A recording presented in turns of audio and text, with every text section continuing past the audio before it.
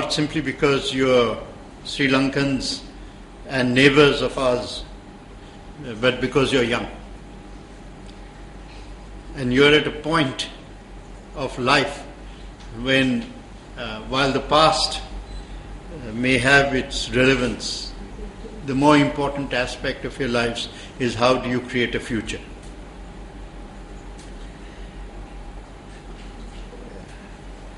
The subject that we have and that you have chosen as, I presume, your professional future is media.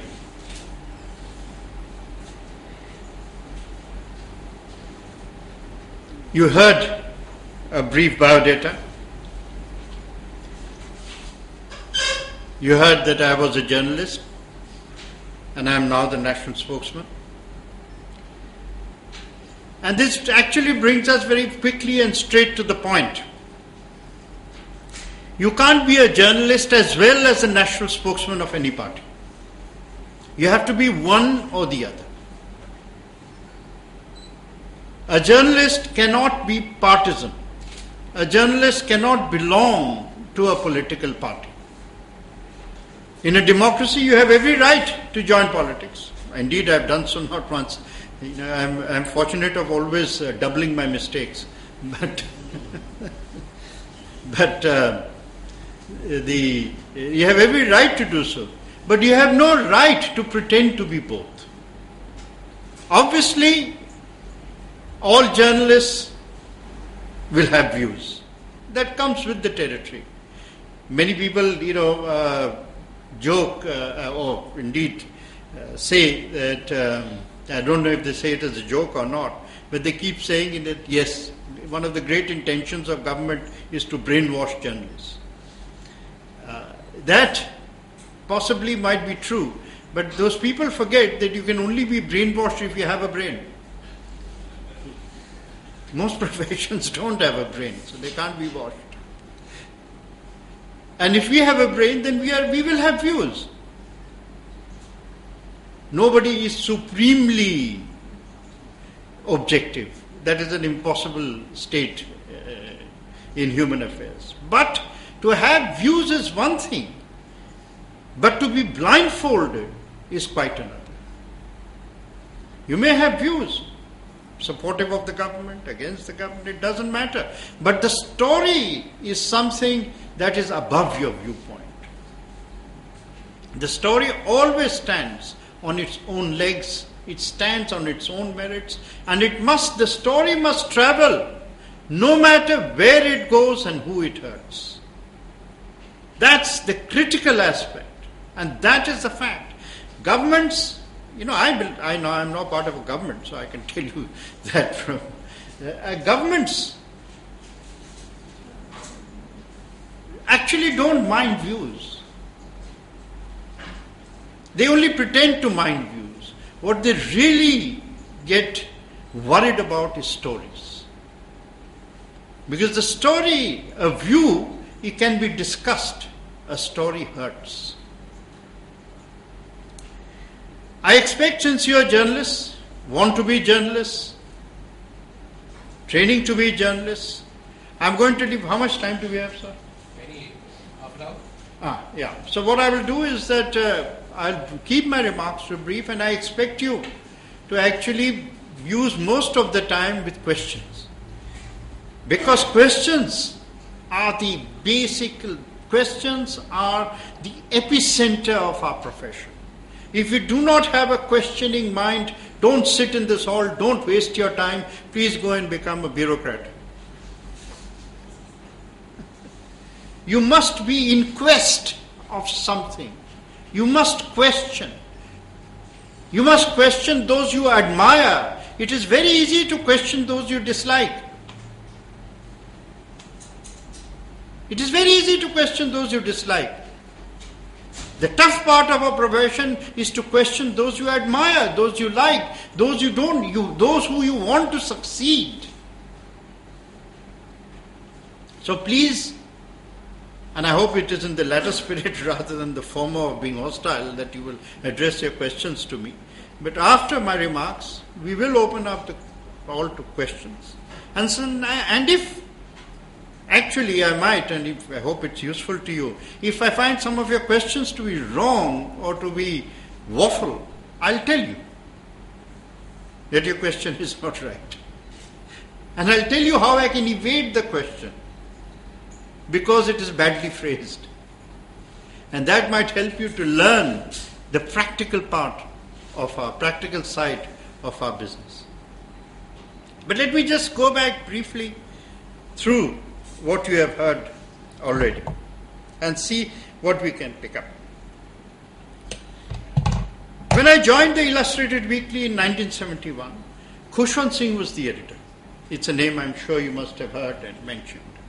Khushwant brought about the first revolution in Indian journalism. He picked up a magazine called the Illustrated Weekly of India, whose sole claim to relevance used to be boredom. You can't imagine what journalism used to be. Journalism used to be an exercise in stagnation. The greatest virtue of journalism was actually predictability. And everybody who lived in a very smug kind of existence where if you printed pictures of newlywed married couples and many oldly wed married couples, that constituted news. Khushwant shook it up by beginning to address a generation that became teenagers in 1970s. Teenagers in 1970s, the people who were born like me, I was born in 51. And we began to come into our own. How did he do it? He just changed the nature. He just changed the nature of information. He introduced reporting, but he also introduced the livelier things that were considered quote unquote unacceptable in the respectable domain. He began to discuss ethnicity. He began to discuss sex in a very much guarded way, of course, in the 70s. I'm sure you remember Philip Larkin's, I don't know, maybe not. Philip Larkin is not a poet who is all that well known outside the English honours, academic mafia. But he was a great poet, modern poet of Britain, and he had this very famous line in the 1960s. He said, sex began in the 60s. But he meant it, and Khushwant represented it. It wasn't that sex didn't exist with Adam and Eve, but the public discourse on the subject began there. And not in a voyeuristic manner, not in a pornographic manner, but in a manner which addressed it as part of life. That was the important thing about it. It came out of the shadows and it had a startling effect. It had even a liberating effect. But where Khushwant did what might be called the social liberation of publication, closely as an adjunct came the second part, what I believe, the important part of that first revolution in Indian journalism was the magazines that I was fortunate to start, Sunday, and which Arun Puri started, India Today. Because we gave reportage a political dynamic, and we did something that had never been done before, which we challenged the establishment through reportage. We took positions that just because government said that what they did was in the national interest, it did not necessarily mean that they were right. That we also belonged to the nation, we also had a definition of national interest, and we were determined to pursue our definition of the national interest, which may have been at odds with the government's definition of the national interest. Now, and this is what gave our journalism the sharp, distinctive edge, which when, and then I was fortunate enough to get the opportunity in 1982 to take this business of magazine journalism and put it, therefore I was proud to say that Sunday was the first news weekly of Indian journalism. And the impact was startling. Because when we started it in Calcutta, the conventional wisdom said that no publication that starts in Calcutta could succeed. And within 6 months' time, we had a circulation of 80,000 or 100,000 copies. Unprecedented. Unprecedented. Eventually, we crossed the Illustrated Weekly, largely because the Illustrated Weekly went downhill as we went up. Now,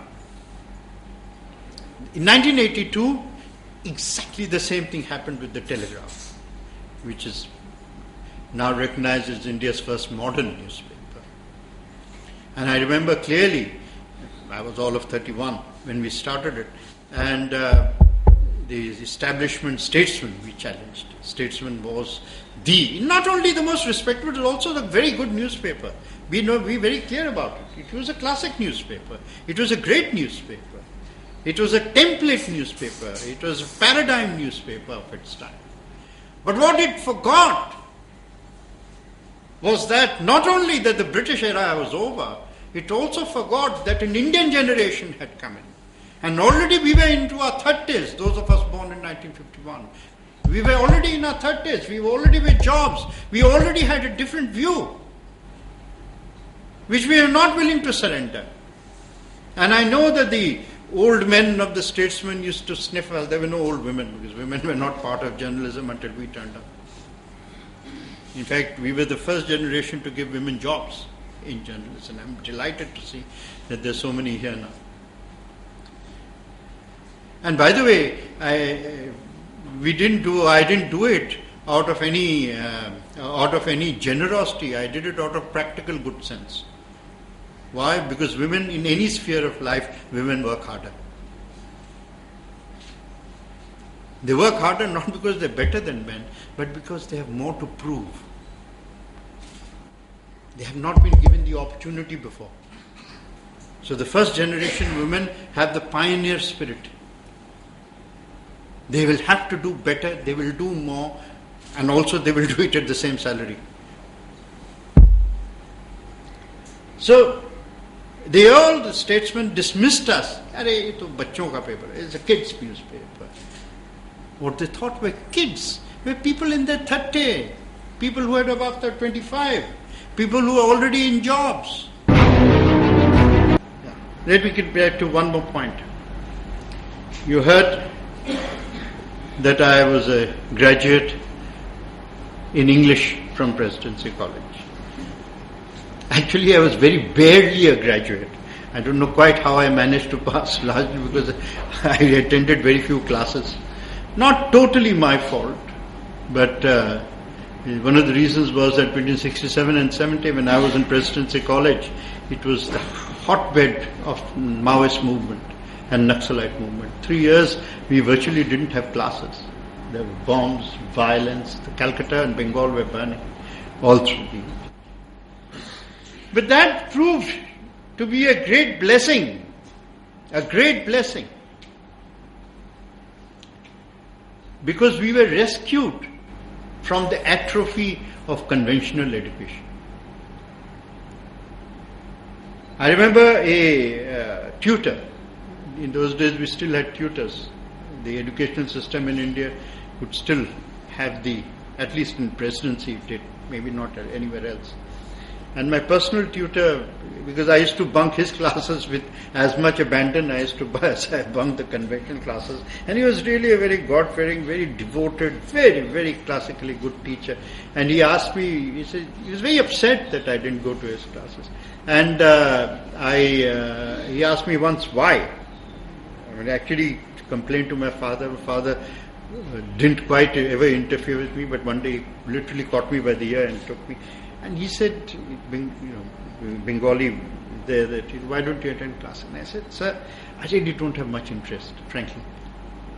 I'm not totally a fool, but beyond a point, to parse Wordsworth and to get the standard notes on how to get a class division 1 or something. So it doesn't interest me. So he says, what does interest you? I said, I really want to write. And he told me something which I pass on to you. He says, well, that's all right, but I have to make a condition. What condition? He said that whatever I teach you in the tutorials, please for God's sake don't write in your examination papers or Calcutta University will fail you. Literally. And he was serious. He was not a person with a great sense of humor or wit or sarcasm. No. He meant every word that he said. I said, I'm very happy to do that. So he said, all right, if you want to read, you want to write English. And I say this very specifically because one of the things I discover in journalism at this moment is that everyone writing in English has no clue to English. It's not just, forget the sentences and forget the phrases and forget the metaphor and forget the simile and, you don't even know what an apostrophe is. You don't know what a verb is. I don't mean you as you, but I'm speaking more generally. And somebody should make, Wren's grammar into compulsory reading before you get a job in journalism. Anyway, and he said if you want to read English, he says just do 3 things. 1, read King James's Bible. King James's Bible is the basic foundational structure of modern English. It was wonderful. I spent time, I read the Bible and I began to understand. He says, number 2, read Milton's book 2, Paradise Lost book 2. Why? Because there you will understand, and this is still elemental at least to my writing, you will understand that when people read, they are not only reading what you write, they are also hearing what you write. All words have a sound. Today I'm speaking to you, you're hearing me. Even when you read, you're hearing the sound of the words. So if you do not know how to the management of sound, which is an internalized reality of reading, you will never be able to get. And Paradise Lost book 2 is a book on Satan, and you will see the use made of S all through the blank verse. And number 3, for clarity, read Addison and Steele, which is a great 18th century essays. And of course, the basis, which I hope you will go to, read Aristotle's Ars Poetica. Very short essay on how to write, on something on logic. Very powerful opening paragraph. Everything has a beginning, a middle and an end. When you write a story, for God's sake, remember that. Your story has to have a beginning. You know how much time do you get in order to catch the reader's attention? How much time do you have? I won't even ask you to answer because you'll be shocked. You don't have more than 3 seconds. If you don't catch the attention of the reader in 3 to 5 seconds, you've lost him, and increasing you've lost her. How to create the beginning, how to sustain the middle, and how to end on a note or with something that holds the piece together. By the time you end the story, you're so tired actually, or you're so lazy. You're not tired. You're so lazy that you ignore it. Yeah. And worse, after you submit your copy, the sub-editor kills it. So this is the basis of at least writing. And this logic continues when you're doing a television story, when doing any damn thing. It holds when you're writing a book. It holds when you're writing a paragraph. It holds when you're writing a sentence. Second, most important, why are you in the business? Are you in the business of writing? And here I will give you a startling answer. No. While all I have said previously holds true, I'll tell you why it holds true. If you were in the business of writing, please sit at home, write your great next novel and win the Nobel Prize for Literature. Nobody will object. But in journalism, you're not in the business of your own ego satisfaction. You're in the business of communication. If the reader or the viewer does not understand what you have written or said, then you are meaningless. Big question. Would I give James Joyce a job? Oh, I think you could extend this to most novelists. Would you give them a job in journalism? No. You would not. Because they are following the dharma of their own creation, which is they are writing something which could be magic realism, which can be illusion, which can simply be bad. Whatever they are doing by their own dharma. We are in the business of being concise. We don't have 400 pages. We have only 4 paragraphs. We are in the business of being concise. We are in the business of being impactful. We are in the business of conveying our content in the simplest, sharpest possible way. You think you will impress anyone by using big words? Don't fool yourself. Big words should only be used where a small word is not available. Complication should only enter when it is impossible to prevent it. The simplest way is the best path. The straight line writing, the shortest distance between 2 points is a straight line. And therefore journalism is all straight line communication. And therefore a BA in English honours is irrelevant. You're much better off by bringing a BA in engineering if you understand the distance between 2 points.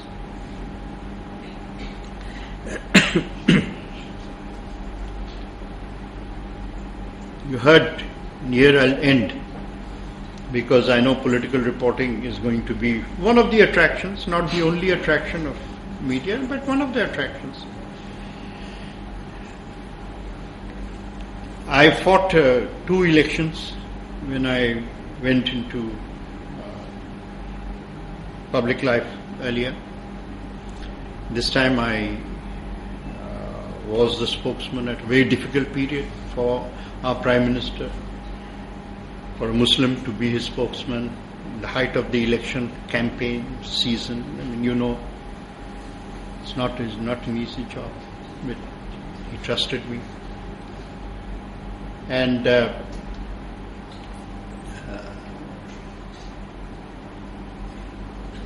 but when I went into politics, 89 and today, I'll tell you one thing. We think that we in journalism know the truth, know the reality of life. Nothing compared to understanding the reality of life when you are in politics, particularly when you fight elections. You can never understand the reality of poverty, of deprivation, of aspiration, of anger, of rage, of hope, until you enter the real business of dealing with people on a responsibility basis. All I'm trying to suggest by this, that while as journalists we have an extremely important role to play in any society, we have an absolutely vital role to play in a democracy in which you live in a democracy. We should not even imagine or begin to get the ego to believe that we are the sole arbiters of reality or of truth. We understand our job, we do our job, we must also understand the limitations within which we move and be content with it. And be content. Don't ever fall into the sin of arrogance and pride. Because arrogance and pride may occasionally damage the other, but what it will certainly do is to destroy you. Fine. On that note, let me open the house to questions. Well, that's a very simple question, and one of the reasons why I'm able to answer is because I keep getting asked every day. One, I hope you don't think I'm a fool. Number 2, I've never lived my life with my eyes closed. I don't work in... right? Number 3, after reasonable number of years watching politicians, I was editor at the age of 23, I've seen enough prime ministers. Right? I'm not particularly enamored But when the riots came, I wrote like anyone else. But I've watched the present Prime Minister for a long while. I've interacted with him for a long while. I think he is actually a very strong believer. We have become used to politicians who are indifferent to religion. You have a president who believes in religion, who goes to Tirupati or would go to a Buddhist shrine, not in order to get votes, but because he believes it. In India, we have had a tradition for a variety of reasons. I'm not getting into the merits of it. And we have made the mistake of confusing believers with communalism. Just because you believe in faith doesn't make you communal. I really admire his judgment of secularism. And that is what attracted me. Totally, and this is not the place to be partisan about my country's politics, frankly. I mean, I am in another country and I should not do so. But one of the things that greatly impressed me is something that I've been writing about. I said minorities want jobs, they don't want hypocrisy. They don't want tokenism. They don't want somebody wearing an Arabic kafiyeh in order to arouse sentiment. They want bread, they want butter, like any other human being. They want equality. And there is nothing which creates self-respect more than a job. So, I'll give you a very simple, and I want to close the subject at that point. As you mentioned, I was in Bengal. I grew up my life in Bengal. A large part of my working career was also in Bengal. Telegraph and Sunday started from there. Bengal has always been run by Marxists who think secularism means rejecting God. And now we have a government, of course, which is a somersault government. I don't know what we have there. Under them, Bengal has a Muslim population of around 28%, 29%, something like that, which is huge. As a percentage, it is the largest in Bengal. Do you know the number of jobs that Muslims have in government in Bengal? 1.5%.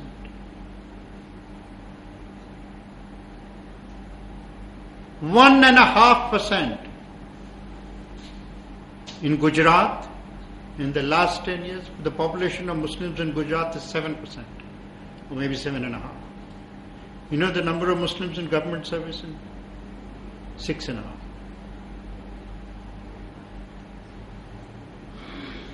People were frightened of the present Prime Minister's ability to upset all the hypocritical apple carts which we had put in place with the help, really, of public perception and media. But the people of the country understood. And I keep saying, don't ever imagine that the people of India don't understand the difference.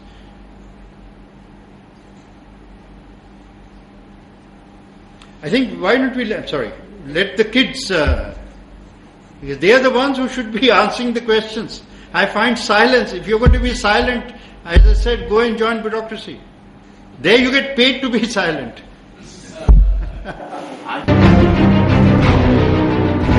This is the first time in my life that I've heard the word accusation being placed beside nationalism. Please accuse me of being a nationalist. I can't believe it. I'm proud. Please accuse me. I want to be accused of being a nationalist. It's in the media. But I'm sorry, then something is wrong with media, not with nationalism.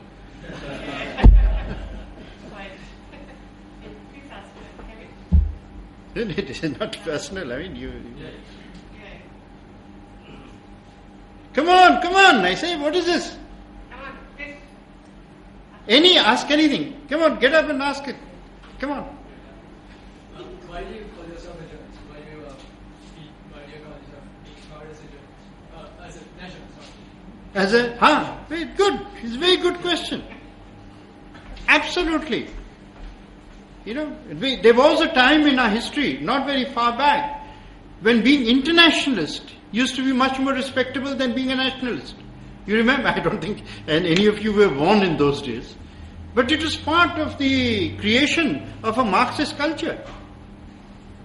And certainly when I was in college, Presidency College, 67, 70, I spent a whole lot of my time reading Karl Marx, Trotsky, and everyone in the Uber.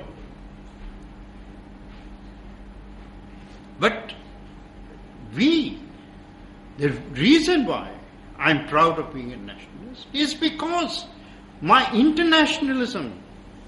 Today we are in a global world, global community. We can't live in cocoons. We can't live in beehives. We can't live in small nests. We have to live as belong to a larger world. But my internationalism must be subservient to my perception of national interest. I cannot come to Sri Lanka and expect Sri Lanka not to put its own national interest first. Why would it not? If I come and talk to anyone in Sri Lanka, why would I not put India's national interest at the top of my priority list? Because we have now reorganized the world into nation states. The nation state as a concept, in historical terms, is a modern concept. It is a post-empire concept. It's a post-colonial concept. The British map extended only as far as the British Army extended. Today, the army cannot control the map of the world. Today, the will of the people is the basis of control of the world. And now, we have actually settled, very importantly, maybe 6 decades, 7 decades after colonization, we have now a settled world order, where nobody in his senses now supports secessionism. So therefore, we have recognized national interests. The United Nations is one very good definition of a comity of national interests come together. And therefore, it is imperative that we first be true to our own people and to all of our people, and then find ways of making partnerships work for the better and for the better good of both peoples. That's why. Follow-up question only after the others have gone. This is greed.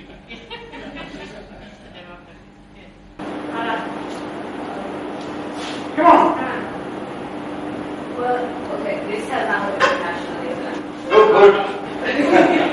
When you say ask questions, that journalists should ask questions always, does it include stupid questions? Absolutely. I tell you, this is the most remarkable question I've heard in a hell of a long time.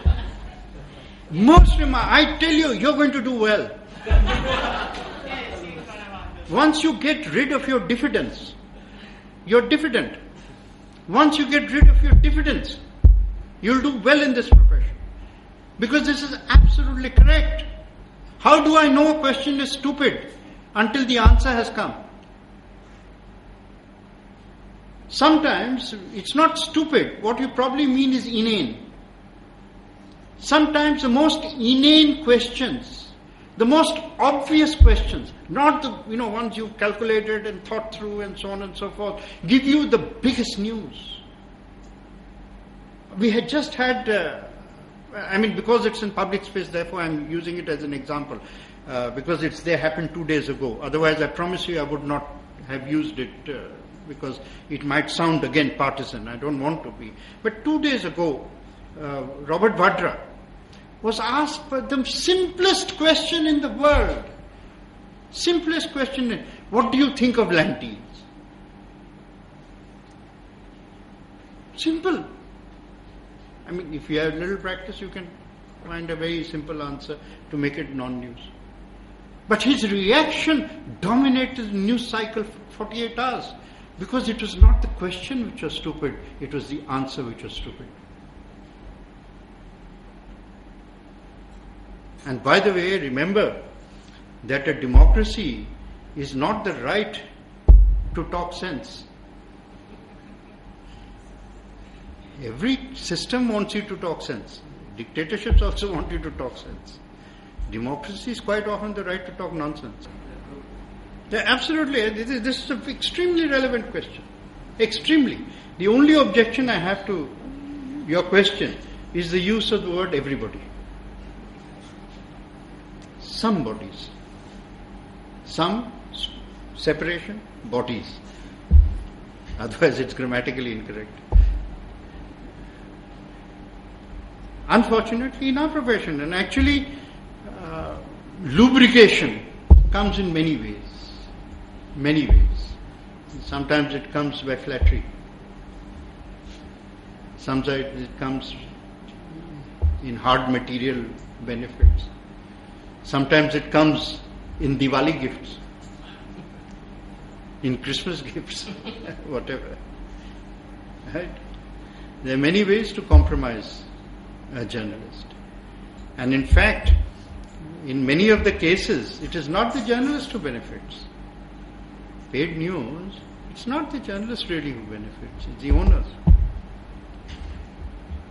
who take. It is one of the things, but I'll tell you something about journalism. Journalists come from the same society that any other profession comes from. And the moral standards of that society are reflected in journalism as much as in the police. Not all policemen are corrupt. Not all journalists are corrupt. Hopefully, the percentage in journalism is less. Hopefully. But yes, it is. But the fact that there is awareness building up means that journalists and journalism has found the ability of self-correction.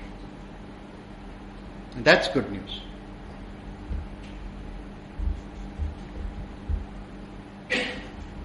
See, as you get the environment going, all the questions become totally relevant. But you mustn't leave gaps. You must be eager to ask questions. Can I know, please? Yes, please. The issues related to India and Sri Lanka currently, there are three key issues that we are talking about. One is the fisheries issue, second one is the devolution to the minorities, and the third one is India's concerns about Chinese labor presence, etc., etc. Is there a different policy difference between the Congress government and the BJP government vis-a-vis Sri Lanka? And what are the similarities and what are the differences, if there are any? Well, no answer can be an essay. So we'll have to leave similarities and differences for another occasion. But let me just take a simpler view of it. India has a national interest. Right? In our view, India's national interest should prevail over a government's interests. So our national interests include a perception or a view on security. I think one of the finest relationships between India and Sri Lanka may not be, I don't know if it's known or not, is in the cooperation in defense services. The officers who are being trained there. And that is true friendship. When you trust each other well enough for partnership there. But if there were no issues between two great nations, then we probably would not need embassies. We would probably not need diplomats. But we live in a real world where there will always be difference of perceptions on issues. The good thing about being good neighbors is that all these differences can be sorted out through dialogue. That they don't have to become confrontation. And that is eventually what the purpose of all sensible policy is, to eliminate differences. I'll just use one example, one instance that will give you answer your question fully in terms of the past and the present. Much to my regret, the Prime Minister of India did not come to Chogam. But the present Prime Minister of India invited the President of Sri Lanka to his inauguration ceremony. Simple as that.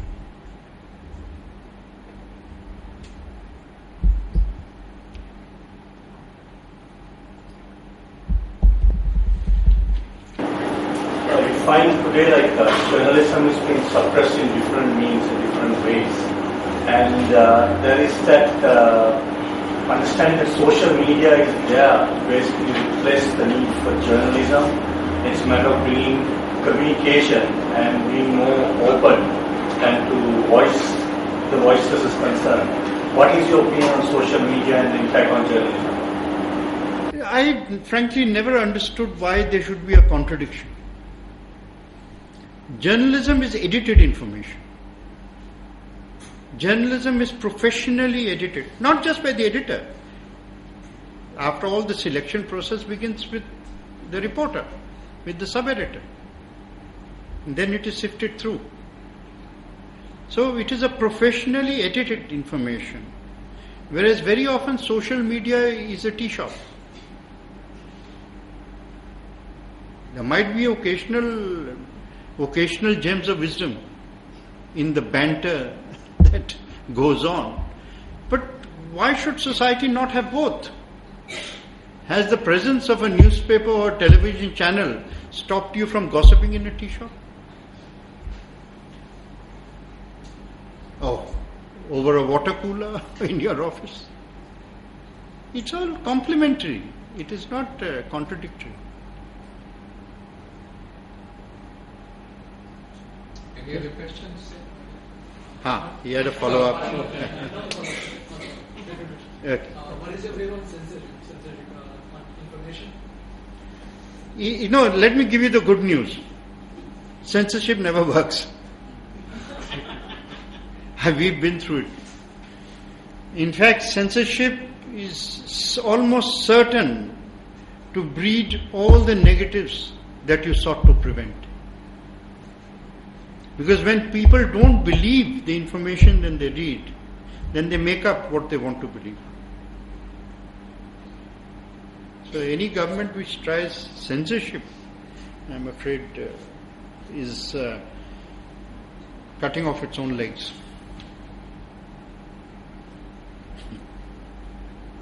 Does that mean we should open up every information now?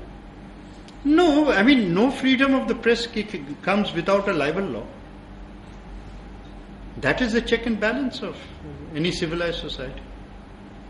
I have always exercised my right to freedom. I'm very proud to say that after 40 years in journalism, there has never been a single question of accusing what I have written, and I've written huge amounts. I've never been taken to court for libel or even for inaccuracy. Yeah, some of the stories I might have published would have invited. Nothing I've written. So we must have respect.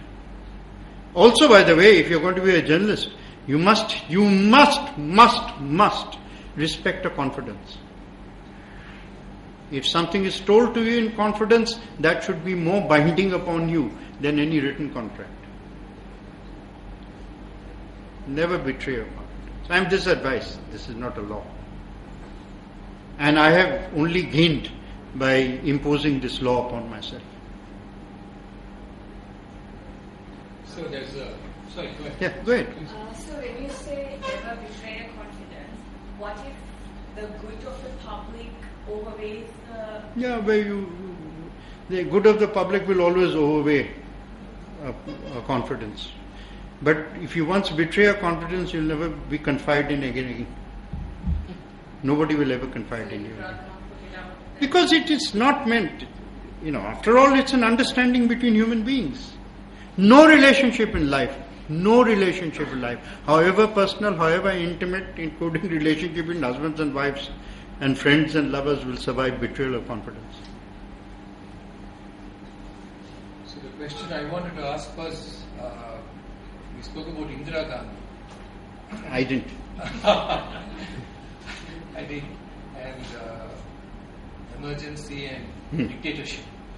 And you were at the Sunday at that time. Yeah. What was the strategy you adopted to... Very, very good. Because I was editing, also I began the emergency by editing a Sunday paper. A very big Sunday paper in those days in Bombay called Bharat Jyoti. Sunday started in 76 somewhere. So 75 emergency started for a year. And we adopted a brilliant strategy. It was the strategy of blank space. So when any story had been edited, newspapers just left blank space to indicate this is where once a story existed. Then the government had to censor blank space. Because blank space is an invitation to imagination. But those were tough days. I was your age. And it was a threat to my potential bread and butter. Butter doesn't come with journalism. But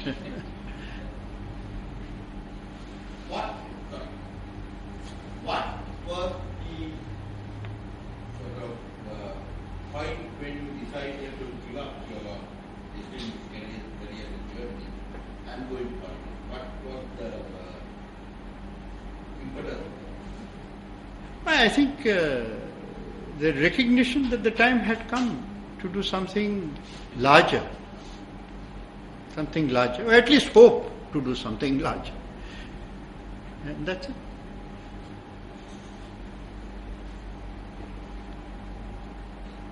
Any further questions? No, I think we've exhausted there. Thank you, sir. Thank you very much.